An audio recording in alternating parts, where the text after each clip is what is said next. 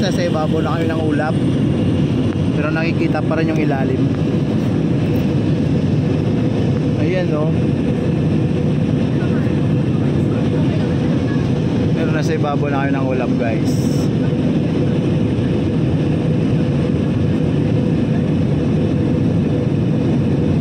Sa baba may mga subdivision.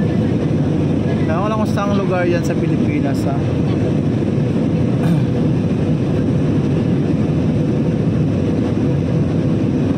May mga magagandang ayos. Ayan, subdivision yan. Pero yung magugulo-gulo ang ayos. Alright. Kaya tinalang kung saan yan.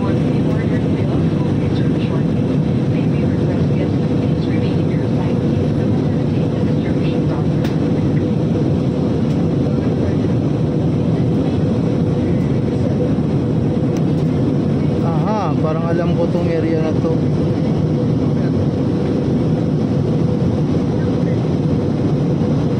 Ayun, Bulacan DRT to guys. Ayan, San Ildefonso to guys. Ayun yung ano, yung area na yun. Yung may bilog na yun. Nasam natin. Ayun yung ano ng gawa ng semento. Ayun.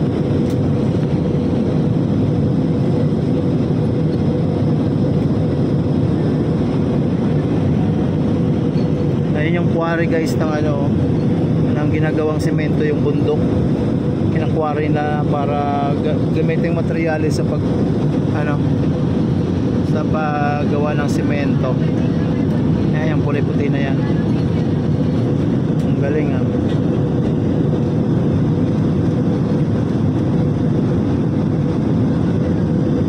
Alright, so guys, mga konti lang laman ng eroplano.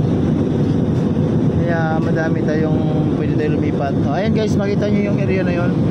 Ay, malabo na. Pero sa gawin doon, yan. Ayan, makikita yung dam doon. Yung dam. Yung dam. So, ayan guys. Isa pa, ano yan, yan, isa pa. Saan.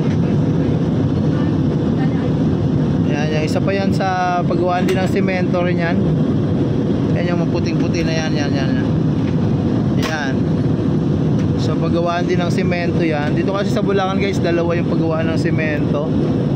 Ayan o. Yung bilog na yan, yan yung kinakwari nila. At may ano sila doon o. Ayan. Marami talaga dito sa gawing Bulacan yung ano ng semento. Ano ng semento paggawaan. So ayan yan na lang yung view natin ngayon. Natin makita, pero sa mata